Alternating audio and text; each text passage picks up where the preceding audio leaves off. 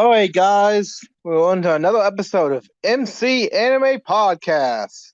And today we have a special episode. You want to discuss it? Absolutely. So today we're going to be talking about we decided to start up talking about elemental powers that are in anime. And our first one up has to do with earth. So everything from like earth bending to kind of controlling things from sand and dirt. So we have four characters that we have picked out who are kind of iconic for their earth wielding abilities. So we've got Diane from Seven Deadly Sins. Uh, is it Jura Neekis? I Jura believe. Neekis, yes. Yeah, from Okay. Fairy Tale. We've got Toph from Avatar, and Classic then we have member. hmm and then we have Garra from Naruto. So, it's really interesting how Earth is portrayed in many different types of elements. Because within Earth, it's the ability to manipulate the ground or bend, use the element in a certain way to fight with it. That is what your theaters use. So, do you have any classic examples of how earth manipulation that you've first seen access of What you mean, like in the animes that I've seen, besides anime people that we have characters listed? that have that ability? What happens? I mean, yeah, I like, of course, the characters that we have listed are all great examples of that. Mhm.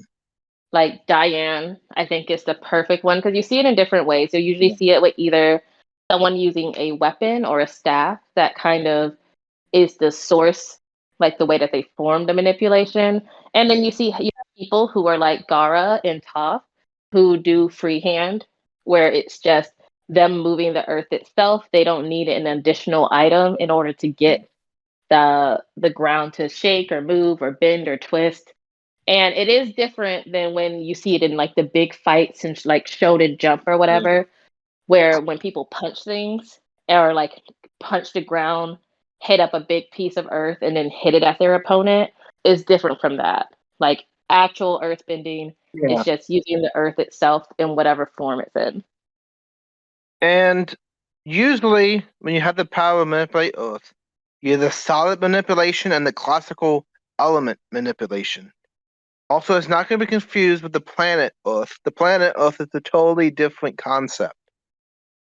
For example, like in anime, we have Breath of Stone, the Earth Arts, Earth Bending, Earth Control, Earth Element Control, Earth Release, Jinkai or Terranine Physiology, Geokinetic, uh, Simultaneous Kinetic, Pterokinetic, and Subterra, create, shape, and manipulate. And let's see, the users can create, shape, manipulate, and also earthen elements, including most solid objects, minerals, dirt, etc. Mm-hmm. And there's also Yes. like sub users like metal bending, um, sand bending. The main manipulation of Earth itself is mostly rocks and elements of rocks like minerals and different things on the scientific table. Yeah. And while while in all these animes that we're going to talk about and for all these characters, Yeah. like how you mentioned, the Earth itself is not a active user of this device. Like the Earth itself is not a character within these shows. You do have different games, different shows that Yeah. like will have the Earth, like Mother Gaia, like as a living organism that gives either mana or spiritual energy to its followers or to the people that pray to it. That's Yeah. not what we're talking about today. Today we're talking about people just with the ability, like just the supernatural ability to bend the earth to their will and use it in either offense or defense or just convenience. So I guess we could start up with Diane from Seven Deadly Yes. Sins. So Now what does Diane is great. Oh gosh. So for anyone that doesn't know who Diane is, She's from Seven Deadly Sins, and she's a member of the giant clan race specifically. And they have an Earth affinity. That's their power.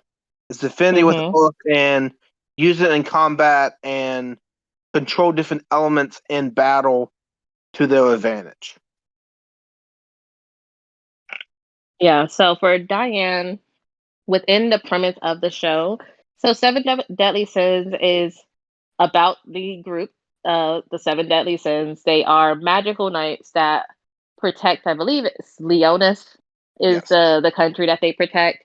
And then there's like a big scandal. They go on a run, they disappear, they come back, but they all have different abilities and different almost magical elements to them. So with Diane and her place in the group, she is kind of like a tank. So Yeah. she's great at defense. She's great at long distance attacks because she's able to create spikes from the ground. She's able to create pillars, chuck boulders, and then she also has a giant hammer that's on her back that she also uses within her attacks and also in creating like these figures from the ground. Yeah. So when you watch the show, you don't see her doing any hand signs. There's no sigils, there's no chanting or anything like that. It's literally kind of like old school, like OG Pokemon kind of way. She just like she Yeah. announces what the attack name is, and then just immediately does it. There's no incantations, there's Yeah. none of that. Her people And just have the ability to be in tap with the earth. and it's important to know that the giant clan who has the deep connection with nature, which is basically that same connection which enables Diane to manipulate the earth. This ability is called creation. They exclusively have this ability through being the giant clan, and it really plays into other giants having the ability. So Diane's not the only giant that has earth affinity. If we see, she manipulates lots of earth at once and also use it in different ways. But typically, creation is exclusive to the giants. Now, I really like the connection to the earth. That it's like really interesting to me. What do you think about that? The giant race in itself and their Well, connection to the earth. they have the ability creation, Mm-hmm. but they also have this special deep connection to the earth as itself. So I when you mean, typically think of giants, you don't really think of earth being the you don't? connection. I mean, you think of tremors and shaking the earth when they walk. I don't know because, like, see, I grew up with like Tolkien, and Mhm. if you're growing up with like fantasy books, to me, Yeah. I can absolutely relate giants. I would say like giants, trolls, gnomes, dwarves, hobbits, any like all of those, I absolutely see be having a close connection with the earth, just Mhm. because they naturally fit in with nature. This is like And, with towering trees or mountains. That's what I think and of when I think of giants. well, also most giants typically, even if they don't have the power over Earth, their status is the equivalent of throwing huge boulders, knocking down structures, breaching the wall, kind of thing. So in themselves, they are a force of nature, and I think the creation power and connection to the earth in Seven Deadly Sins reflects some of that force of nature mentality.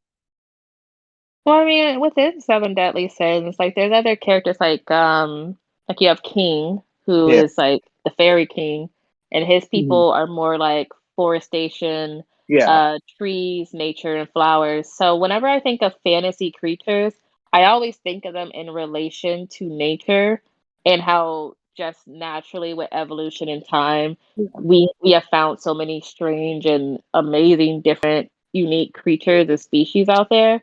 That's kinda how I see it when you add fantasy to it. So Yeah. giants are just another thing that come from the earth, and live within the earth or live on the earth, and so they reflect elements of that. So while fairies Yeah. may be like reminiscent of flowers and more delicate Yeah. things, I definitely see giants like mountains or trees or like giant rolling hills Yeah. because that's just their size and they're awe inspiring and they're very large. So naturally, whether they're doing something on the defense or offense, it's going to be very large too. So I think it And- goes perfectly hand in hand. oh yeah. And Diane's special ability is Jolo's dance. It's a technique created by the giant king Jole. And by performing such dance, not only do they get a heightened power, but it really increases their natural connection to the earth. So they draw power from the earth through the dance. Able to increase connection to the earth while increasing the power level at the same output. Master the Hmm. technique after Drone's trial. So that is a technique that's learned. Not every giant knows it. So knowing the technique and using the technique provides greater affinity with the earth than what they already have. So that is the special rendition of the dance effects on the user. Hmm. I kind of remember if in the show how many times we see that one because she has some like there are some really common ones that she does with her Yeah. smash. Um and then they do introduce some other giants as well who Yeah. do have like different reflecting abilities and different strengths. So Yeah. those that's kind of like for the later seasons. You do learn a bit more about her background, Yeah. but it's unlike some of like the other characters who we have that we have featured. Every single one of Yeah. them has like a different background and a way that their power is like intertwined within their life. Yeah. And like Diane, she was just born with this ability. It wasn't something graced to her upon birth. It's just Yeah. she's a giant, so she has Yeah. um this natural influence when it comes to manipulating the ground, dirt, earth, rocks, all of that. And So she's also, cool. I like her. yeah, she also has a natural treasure called Gideon, and Gideon's the giant warhammer that we see that she wields, Mhm. and it weighs about 2,200 pounds, but it also allows her to do the full capability of her ability creation. So it's not only is it a weapon of her choice, but it's also specifically suited for her to bring out the most that she can do at one time. Yeah. I mean, while I do like I like it for the fact that it has like a almost like a D&D feel to it. It has an Hmm. enhancement feature that makes it make sense why a giant would need a hammer of that size besides it looking cool when you're looking at the comic. So, I think it's interesting how it increases for her. And then cuz throughout Seven Deadly Sins, the people that they have to face off with you see them over time, like they do become stronger. Every single member of the team, and they just show you like I think it's their power level they call it in the show, and um, Diane definitely has a difference of whether or not she has her hammer with her, or if she's just bare knuckling it through a fight. Yeah, that she has the ability not only with it and natural affinity with it. It really brings into question how her power level compares to other giants and her role as a Seven Deadly, okay, whatever. Seven Deadly Seven Sins Deadly Knight. Sins. Yes, Beverly. Yeah, Beverly is a great choice for you guys. Um, but it really creates not only the knighthood aspect, but also the giant connection to the earth and creation and Gideon. It portrays her as a strong-willed character that is that is a female base. I also feel like it creates so much interesting dialogue in telling of Diane as her character, because so much is important to the giant race and how it's all connected. Kind of reminds me of they have the deep connection to the earth and the magic kind of ability. If you think of Mhm. affinity, you usually think, well, my magic is associated with this, and another character that has the magic affinity with earth is Jura Neekis. Yeah, from Fairy Tale. Now, Fairy Tale is never a show that I personally got into. I know it's really popular along like anyone who probably watches Naruto, One Piece, probably watched Bleach, any of the classics, probably also watched Fairy Tale. I watched like Hunter x Hunter. I don't know why I never really got into Fairy Tale, but I've seen a little bit of for Jura. Yeah, you just don't like magic. You just like the yin users from Hunter x Hunter. I see how it What? is. You're biased. You like yin, nin. You like the nin users instead of magic users. I know. The way that I love JoJo's Bizarre Adventure, that statement Yeah. could never be true. No, but I mean, I actually haven't. I When I think about it, I think when I saw Fairy Tale, I think I just wasn't interested because of the name. I think that was literally it. It had nothing else to do with the show, nothing about the characters. But everyone says that if there's one show that is like the power of friendship is what's gonna like prevail, it's Fairy Tale. And I know that Jura Neekis is in the show quite a bit. Like he's a pretty Yeah. big character. So, did you want to go ahead and like get into his Yeah. abilities and basically who he is in the show Yeah. And for anyone Fairy that Tale? doesn't know who he is, a statement that he says the quality of the magic itself is in immaterial. He who has the stronger conviction will always prevail. Um, he's a former mage of the Laminar Scale Guild and one of the 10 Wizard Saints. He's known for his Mm-hmm. accomplishments of Earth magic, which earned him the nickname Iron Rock Jura. He was elected to reform the destroyed Magic Council along the other side of the 10 Wizard Saints. And keep in mind the scale level of the 10 Wizard Saints are basically the greatest practitioners at that time of that particular magic or particular abilities. When they form the 10 Wizards Council or the Magic Council, they are the guardians or maybe the representatives that go to the governing bodies and have all these different diplomatic like negotiations.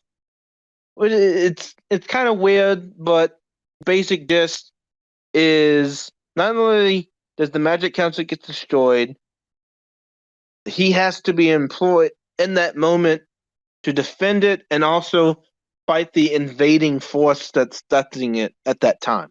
But he's seen throughout the show through his stance as one of the 10 saints. And the Yeah. leader of Fairy Tale is also a saint as well. So the founder of the guild is also a member of the 10 saints as well. And his magic is cramps basically tiny body into a giant. He's like he has to hide his magic away until he uses it. But Mm-hmm. back to him, um, very tall, massive with heavily muscular figure, bald head. Uh, he wears a lot of black marks around the eyes, and you know he Yeah. also has a lot of momentary disappearance of Tenero Island. He has remained the same, only different being long and thin. So it's really interesting to see how he plays the role as like a guardian or protector kind of thing.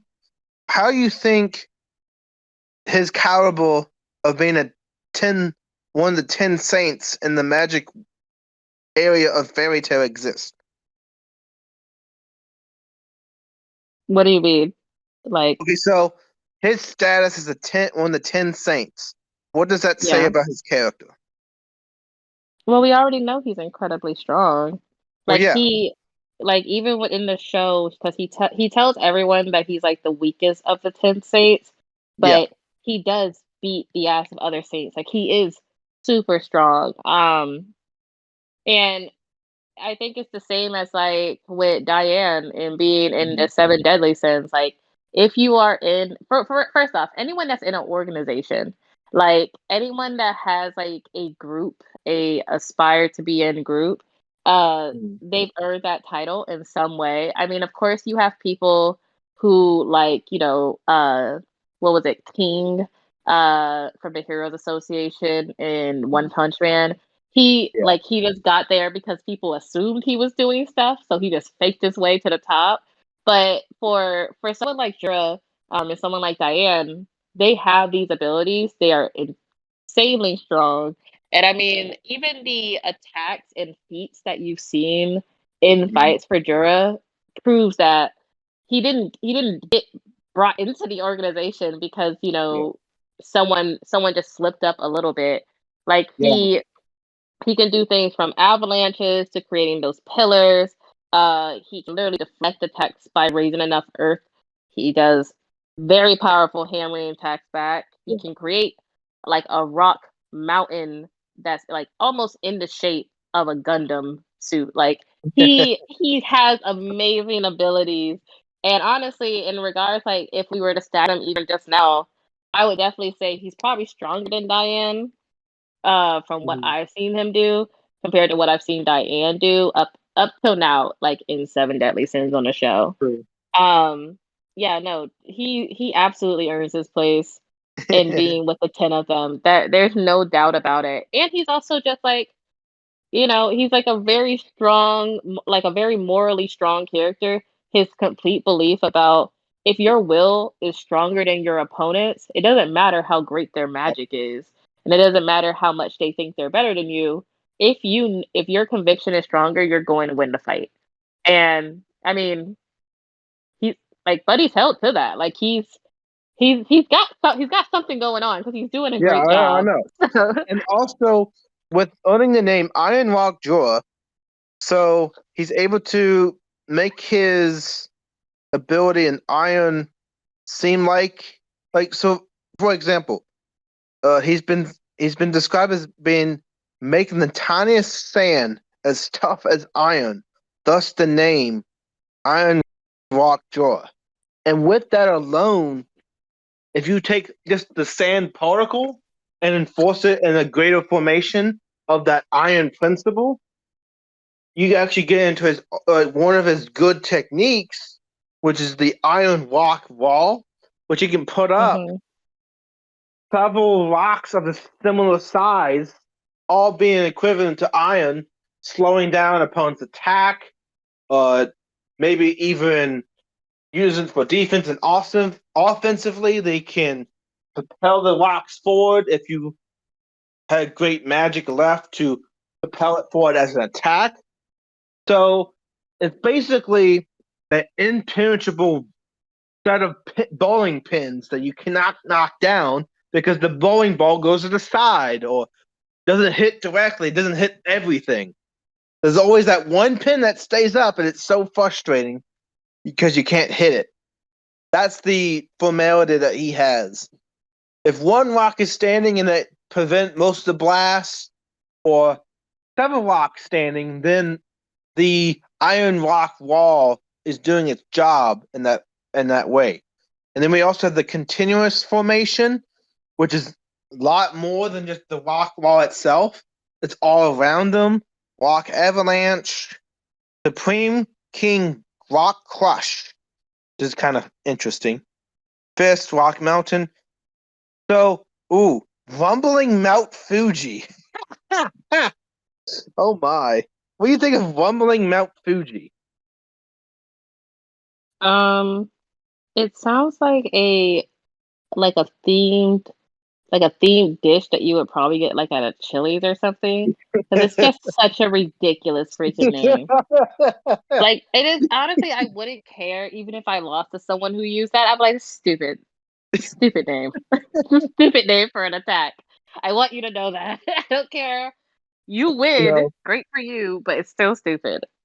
let's see. As he does, the area is immediately in front of him, struck by intense release of magic power surging from the ground, wreaks on havoc on anything it touches, rising up and reduce it to small pieces. So, it's really. Oh, when he did this at the Grand Festival, he earned 8,544 points when they were doing the Magic Power Finder, and he actually got outclassed by the Ultimate Attack by Fairy Glitter. But that's just a fun fact. You have to watch the show and see the different arcs they have, and like he shows up. That's one aspect that he shows up trying to do his power in a contest of who has the most powerful attack, and he gets beat. He gets outclassed by someone else. But that's Yeah. irrelevant. Um, him as a character, he portrays what strength is, the will to fight, and overall a demeanor that is not only respected by the opponent, because the opponent will eventually learn the value and the value that he fights with, but also the determination that he brings to the fight and how seriously he treats it.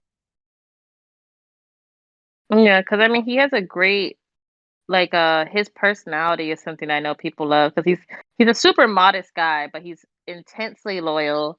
He's intensely driven. Like just a really just a really dope manly guy who has great principles that he follows through with, and he also has the power to do so, which I think makes it a lot better too.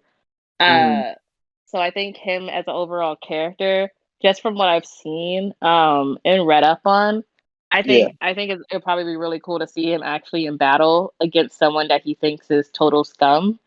Um, I total just think that'd scum. be great. Oh yeah, Oh my gosh. it's like anyone who's ever you know morally aligned and they normally choose the right direction when they do stuff. If they have a strong moral code and they have to go up against someone who of course is evil or their opposition that they really hate, you get to see them not just do that modest stuff anymore. They really devote themselves to crushing their enemy. And I wanna see that. That's what I love to see. True. If you crush the opponent's drive to fight, then you can basically win the fight to do brute force, power through Mhm. it. But he's more than just powering through it. He ain't just a macho type of guy. He has the strategy and the technique to back it up. So he's not the little chihuahua, yap yap yap yap yap. He's literally the what we call the all-around wolf howling in the distance. You know that from the distance, you know the wolf is dangerous, but you also know there's like a majestic feeling when you hear it howling at night in the full moon.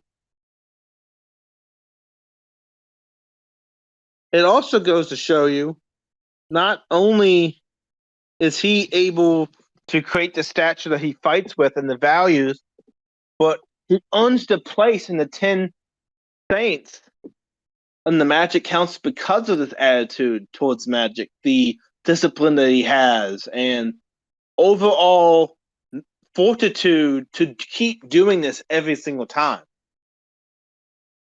You know? I am gonna throw a disclaimer out because I haven't watched the show. I have no idea if you're just saying spoilers. I have no idea if these are big competitions that are several episodes long.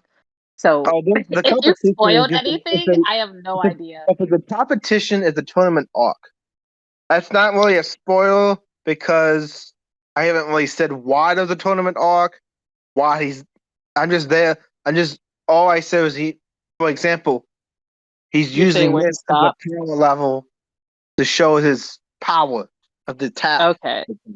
Yeah. All I'm saying is if anyone comments, they're like, "Bro, I haven't finished it yet. Why would you tell me this? I didn't know he placed second or whatever, seventh or I something." didn't I'd be like, had no idea.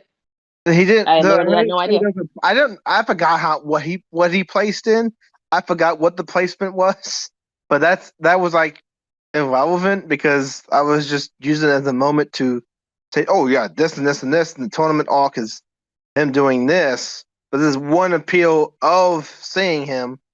It was just kind of funny to throw out there. All right, so we're Because spoiler he was free. not the only player that was doing it. There was other players doing the contest of strength. He Again, just went along with I it. have not seen it. So all I know is that when I get there, I'm just gonna pretend to be surprised that I see him. I don't know. But no, I think like from what everything that I saw from him, he has.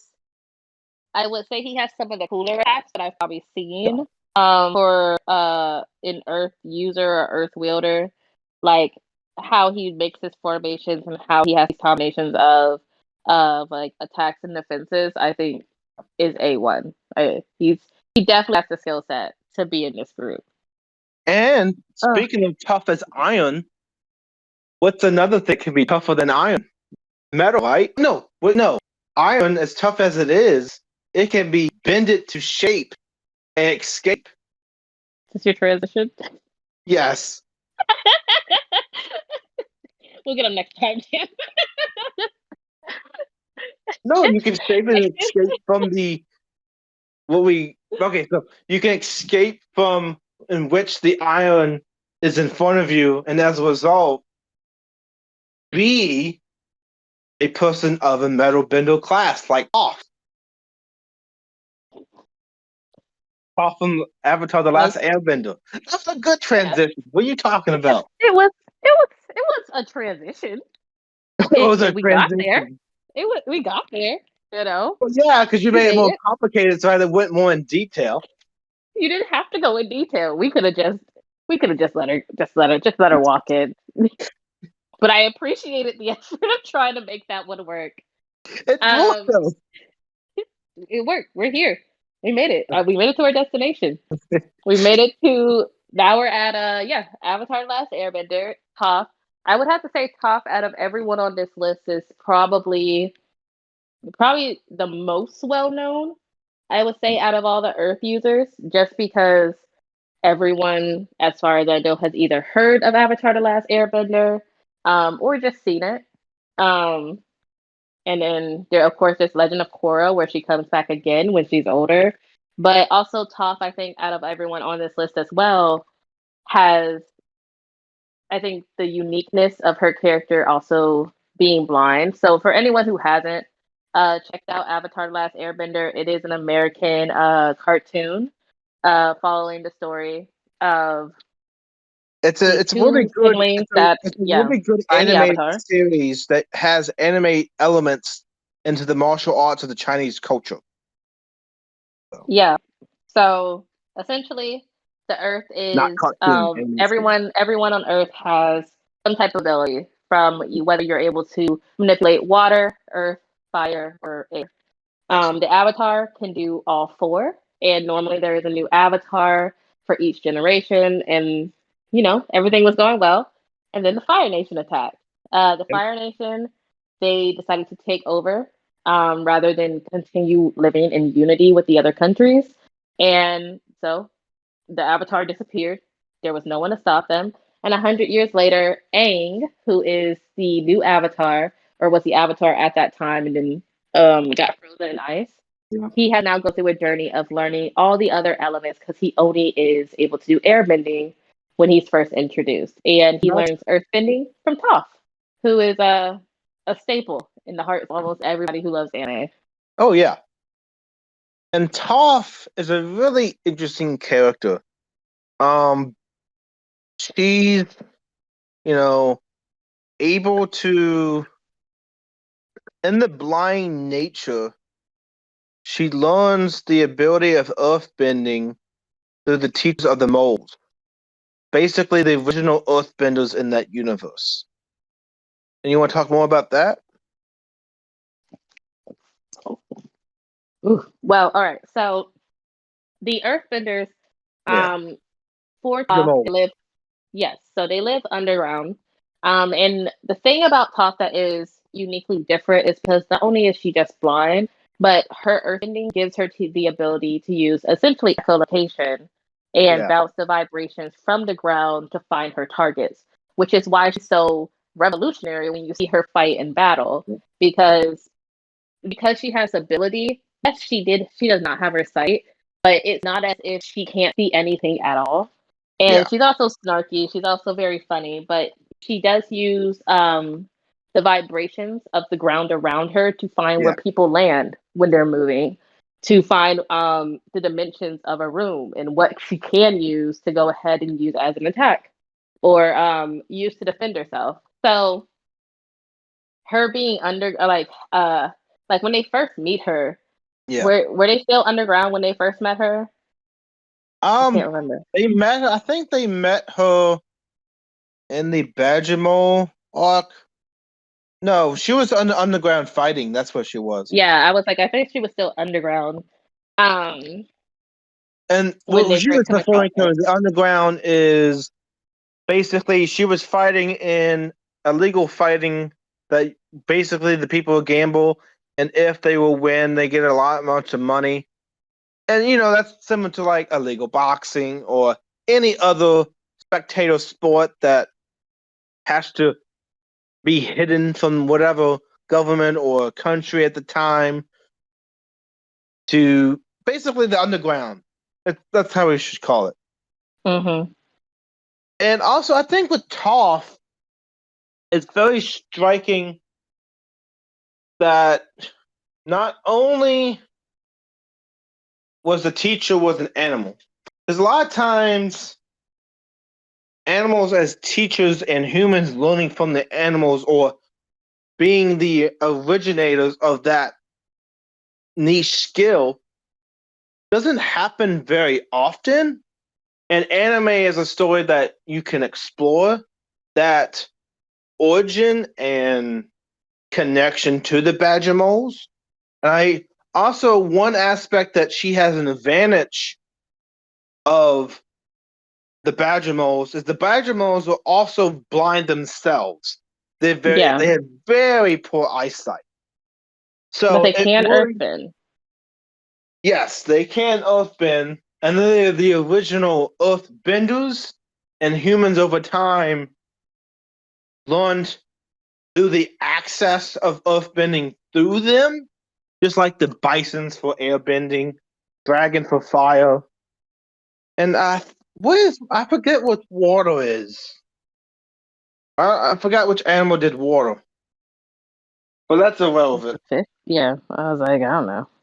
Um, so yeah, she goes on the journey with Aang, and as a result, becomes the earthbending teacher.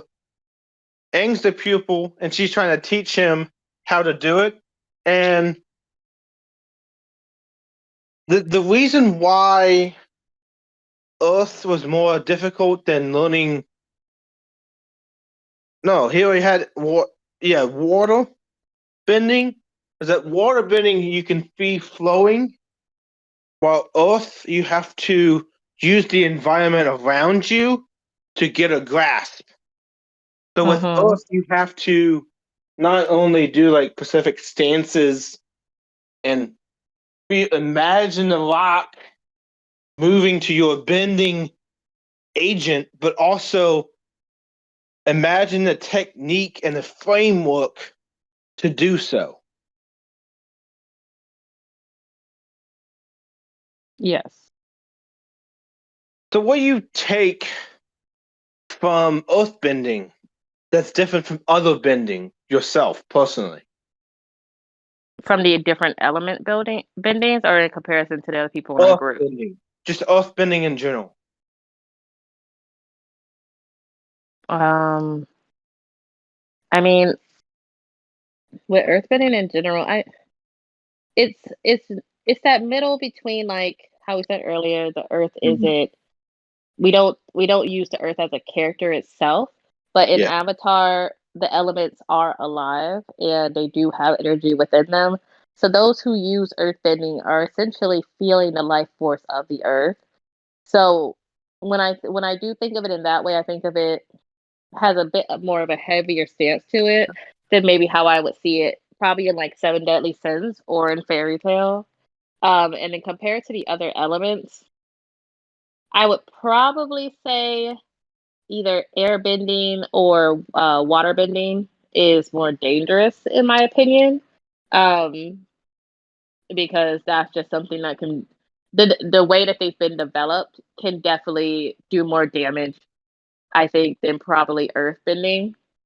But it's a powerhouse, and then she went on to develop metal bending and creating that art form as an off branch from earthbending. So Yeah. it's it's highly intense, and it's really cool to think about the idea of being able to move the ground beneath your feet, and make it. And then and also they're not just making it into like pillars or boulders to chuck Yeah. at people, making them into like if you want to make a statue, if you're trying to make like daggers or spears to throw at someone, you're able to do that with it.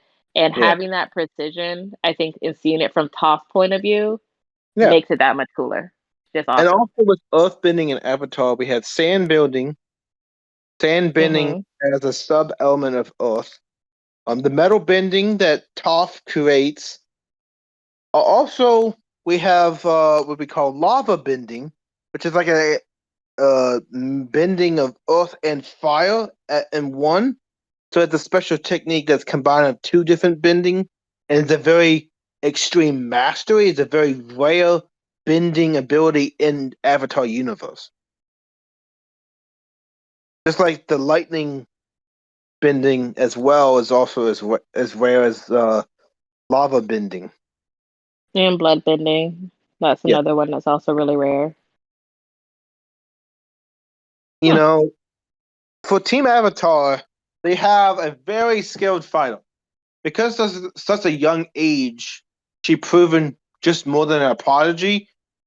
She is one of the great earthbenders of her time. Now, at that time, there was other great earthbenders and Avatar: The Last Airbender, but we see her growth as a character into Korra, the next installment of the Avatar series. So her character builds from that and it goes into different aspects that way as well. So Yeah. what do you think of the Mhm. transition of Toph of the Avatar, Team Avatar, in the younger days? You mean her transition to Korra? No, they're just typically what did she give to the team that set alone gave them the advantage? Well, she taught Aang how to earthbend.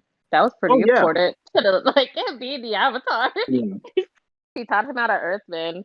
And I Hmm. mean, just outside of earthbending, she also just teaches like how to be intuitive Yeah. and also kind of like ingenuity and problem solving. So from like having the Hmm. difficulty of not being able to see, but being able to earthbend. Like when she was 5 and ran away from home and discovered uh the what are they like the moles or whatever, any animals because they were blind as well. So she felt a connection to them, and that's how she learned to earthbend. That's how she had her first start. So, and then when she was captured in Avatar: The Last Airbender and was being kind of Yeah. like dragged back home, Yeah. she found a way to bend the metal in the cage, Yep. and focus herself and actually find a new solution that no one else had been doing. Like we hadn't been Yeah. seeing metal bending at all prior to in the show. Yeah. So when I think about Toph, I Hmm. don't think about her just teaching him. It's not like getting a badge like Yeah. you do in Pokemon. Um, Hmm. it's more than that, where she shows you that yeah, this may seem like you could just do a straight path solution, but Yeah. sometimes you have to make like divergence. Sometimes you have to Yeah. make your own solution with what you already have, and they keep going forward with that. That's Yeah. how we got bloodbending, you know, like Oh yeah. Metal that's how we saw bending. these Yeah. great masterful like fights happen where people Yep. are like, yeah, let's not just do the same old thing. I'm gonna lose if I do that, and I Oh think yeah. that came from Toph.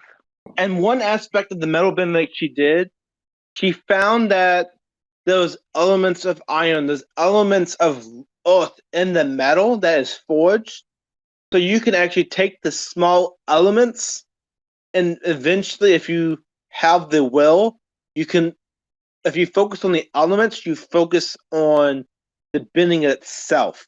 You can bend it in practice and use it to you in fighting, which we see a lot when she was actually taking on bent like only earthbender to ever bend metal during the 100-Year War. Even the Avatar was unable to perform since the ocean of earthbending. She also, when they were breaking into the Earth Kingdom, the Fire Nation, to have a stronghold into the Earth Kingdom at that time, she was very pivotal to stop the machinery that was going to drill into the wall itself, and she used metal bending to do so. So I think she's very pivotal in the Avatar gang, the demeanor she gives, overall, the willingness to fight, even though there's not much, there's a lot to lose if they lose in that moment. So the continuation and the binding agent, how water binds to sand, is really interesting in that aspect. Which now we go into Garra from Naruto. What's your comments about Garra from Naruto? I mean, I love Garra. Like, I loved him when I was younger as a kid. Reading the actual, like, reading the manga is where I started first with Naruto. So you say And you're crushing on Garra? what? You say you're crushing on Garra? Oh, I had a huge crush on Garra. Him and Shikamaru. Like, some people wanted like like a big titty goth girlfriend, and I was like, Garra was the equivalent of that for me. I was like, "Ooh, I can fix him. Oh, we can do this together. I could do this. He just needs me to like make it better." He was so angsty when you first meet him, and like now the way he is in Leah freaking and Garra is Barzo now shipped together to put them in a forever. Yeah, relationship. I'll carve that shit Even into though a he's tree. a real character. You don't that doesn't have to stop my love. Like you can be all unsupportive, but the heart wants what it wants. No, but I absolutely love Gara. I like his transition. I do kind of feel like when we got to Shippuden, um, and then like I felt like in Shippuden he kind of fell off a bit from how hard they introduced him, and then like kind of in the later episodes in the later arcs he wasn't as hard hitting as he used to be. Like I think he had been saved like a few times by like Naruto or Lee and other characters, but I still absolutely love Gara. I'm glad he's like planting flowers and crap and like has a son or whatever. Uh, but his introduction into Naruto is during the Chunin exams. So I I personally am not going to explain Naruto to you guys. If you have even heard of anime, you've probably heard of Naruto. If you haven't heard of him and you play Fortnite, he's coming to Fortnite. Like Yeah, you, I saw that the yeah. other day. That was super strange to me. It's like, why? What? No, Who I cares? don't I want get to shoot Fortnite people as and Naruto Naruto. together. Naruto, the ninja games was enough. I don't need Fortnite, which is the weird fashion Nah, of the culture of gaming. That's not doesn't make nah. any sense in any scenario. They said we are putting everyone in this freaking game. So Naruto is gonna have a gun, like a blicky with a What? sticky, No, and that we're shooting people. And I'm sorry, that's my Nindo way. You're just gonna have to deal with it, buddy. that's your Like ninja way is that's going to my have a ninja good way. stomach. That's not your I'm just ninja way. It's saying, their I'm just ninja way. saying, I'm just saying that Naruto could have wrapped up a lot faster if he just shot Sasuke into like kneecap or something. Like he can't leave now. The whole show Okay, was about okay. Sasuke leaving. We could have solved Thing is it. But really anyway, interesting about this. what? Gar is the okay. So anyone that doesn't know what Naruto is, it's the shinobi type class system. Ninjas, ninjutsu, taijutsu, genjutsu are all elements of the world building of Naruto, and throughout it is the theme of tailed beast. Gar is the Jinchuriki of the one-tailed, and And when he is the Jinchuriki, he's holding this spirit inside him, that the land of the sand can actually use in particular war if they so deem so. So So the he's a spiritual vessel entity, for this yeah. for this monstrous spirit that lies within inside him, and he has a similar uprising as Naruto in isolating in the village and people around him and the personal effects. But that's the limited application of it. I should say.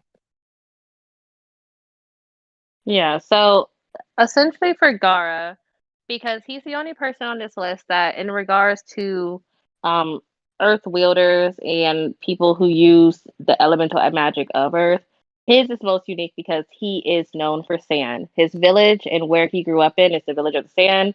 Um, Everything, as you can suspect, is like kind of like Las Vegas.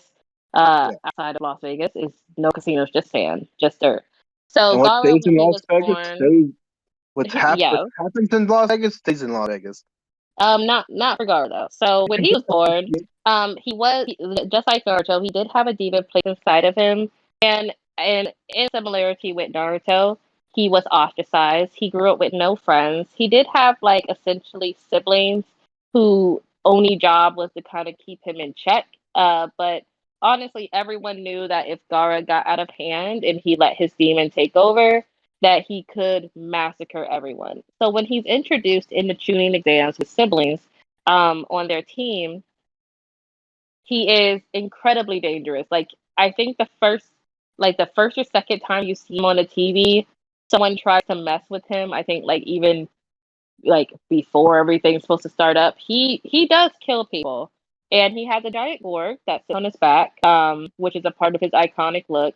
It has words inscribed on it, and he also has a tattoo like on his forehead that Yeah, is right there on his part, and I believe it's hate. Is that what it is?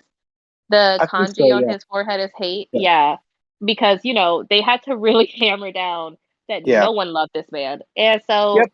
his look, pale skinned, bright red hair, and then very raccoon outlined eyes, blue eyes, and he has a very, very hostile, very threatening demeanor. I know you mentioned like a wolf earlier when talking Mhm. about Jura. I would say that Gara kind of He's has a more of honey the badger. representation of like a scorpion.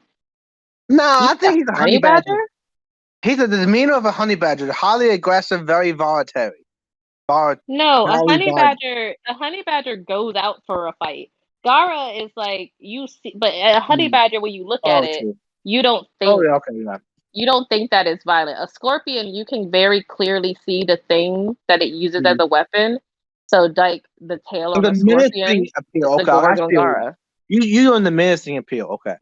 And we see Garra, you know, in the shooting exam, those different aspects of the fighting and the siblings also participating in his team. Also, the the first major conflict involving Gala is the continued education of the fight with Rock Lee and how the education of him being agitated went to a really strong scene of Naruto versus Gala in that aspect, and how Gala transformed afterwards, after the fight. His demeanor changes a lot more with Naruto, quote unquote, headbutting for the finish to do it. Yeah. So we don't have like I don't want to explain it Mhm. like the actual fight between Naruto and Yeah, Gara, just because in case anyone hasn't seen it, go ahead it's, and check it's it it's a out. really good Like fight scene that we it's see. one of the best ones Yeah, in my opinion. Uh, it's but it really goes into the level of understanding with Naruto and Gala being similar. That really plays a that just plays in any fight really. Naruto understanding the enemy and relating to the enemy. So that's the appeal of Naruto in the fight scenes that we see through Naruto. Naruto, this is a big building piece, just so you know. You mean the person the show's named after? No, this was a big building piece for Garra and the fight scene afterwards. This was like a building climax of both characters at that time. Well, yeah, for sure. I mean, that's what it was leading up to, Yeah. because even within the shooting exams, like they have to go against each other. So, and we see his abilities come Mhm. out in different forms. So, when one thing to recognize that makes Dagara completely different from everybody else on this list is that the reason he has this ability so much so to control sand at the level that he does is because he has this demon. He has Shukaku, that's the name of the demon that's inside Yeah. of him, that's in the gourd. Um, so when he fights, he actually does transform into this demonic creature, Yeah. this very feral creature. And there are plenty of scenes that show him with almost like a half sand body that is growing out into a ferocious beast. Yep. So he has a sand coffin, which is probably the most brutal one that you're introduced to when you're watching him fight. Yeah. Essentially, it's like for one, the sand moves subconsciously without Gara doing anything because Yeah. it is a living extension of himself. So if someone throws punches, weapons, or even tries to, Yeah. unalive themselves, by bombs, say, for example, the sand will protect him. It will either Yeah. cover him, it will come up as a shield and block it near his face, Yep. and it Kind is of very, sensitive very kind fast. of thing. Yeah, it's Like extremely like an fast. alternate defense system in case to protect the user. But it's like that imaginary wall around you. All of a sudden, you build a barrier, and that barrier is the sand protecting you. Um, Hmm. through the post in the post of Naruto and Garra, he takes the enlightenment that he receives and he puts it into a leadership position of the fifth Hokage of the Sand Village. This is another tremendous background aspect of his character because he's able to earn the trust of the village that feared him and revealed him as a dangerous threat. It's basically foreshadowing Naruto's goal to be the Hagakage of the leaf, the hidden leaf of the hidden leaf. Yeah, Yeah, the village in the leaves. yeah, So and I really think overall, at first we're introduced to the violent and unpredictable nature, but then we see the change in the protective nature. He becomes more protective of the village. He assumes the role and now fighting to defend it, to uphold what the position stands for. I mean, we get to luckily see his character arc, and you also see kind of a change in how he uses his ability, and also the relationship he ends up having with the demon within him as he comes to like accept more people and realize that he doesn't have to be alone. Granted, Yeah, he is the reason why him and Naruto are always great in the tuning exam art is because while Naruto, when you're introduced to him, yes, the two of them did grow up without parents and loved ones there. They grew up without friends or family and dealt with the hate that came from their village because they had these monsters in them. But the one thing that I would say would be completely different is that people kept trying to kill Gara yeah, way more than they tried. Like I think only in like episode one, you see someone like actually almost kill Naruto. Like Aruka Sensei was there to help out. But Gara, you do see a lot of his background, and it's a lot less, people passing him by and people overlooking him. yeah. It was a lot more actively trying to erase this poor boy from existence. So I love kind of how they did his redemption arc and they Yeah. made him better. And I just love his ability to use sand to be such a dangerous weapon. Oh yeah. Um, and also make the sand alive, like a Yeah. literal sand demon. It's awesome. And this element of earth, like the earth element, is very representative of strength, value, stature, your ability to fight on, and also not only transform the earth literally and physically, but you're also doing it physically in the sense of how people perceive you in fighting. How is determination going to be a deciding factor in prevailing in the battle, or even having a way to protect something beyond yourself, rising up and doing that and climactic journey of the hero taking the sword and being valiant in battle and winning it in the end. What's your Hmm.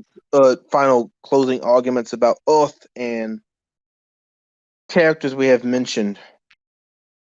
I think when it comes to earthbending, it's probably one of the stronger elemental powers that you have such iconic characters for, and that their skills are known for that. And I also think that it just is a great representation of the personal, like the own mentality and the strength of someone's own inner self, their own inner strength, because every single one of these characters that we've mentioned have had very, very either sad past or very difficult times as you watch them go forward, but their will to live and their determination to at least protect themselves or what's important to them is just as tough as the rocks and boulders that they're chucking at their Yeah. enemies, and just as, strong and powerful as the inner sand demon that might be residing in them. Oh So yeah.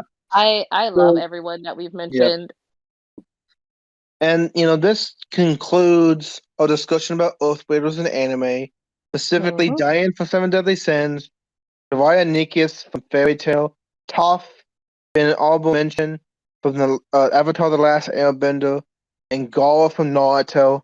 I really feel we captured the aesthetic and how the element of Earth is not just throwing boulders; it's the will to fight and being a role model for people around him to set that example and also push on.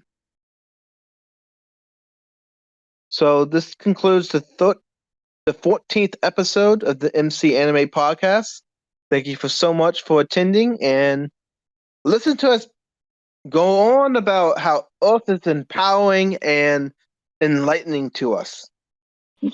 Thanks, you guys. Thanks for listening. You enjoy.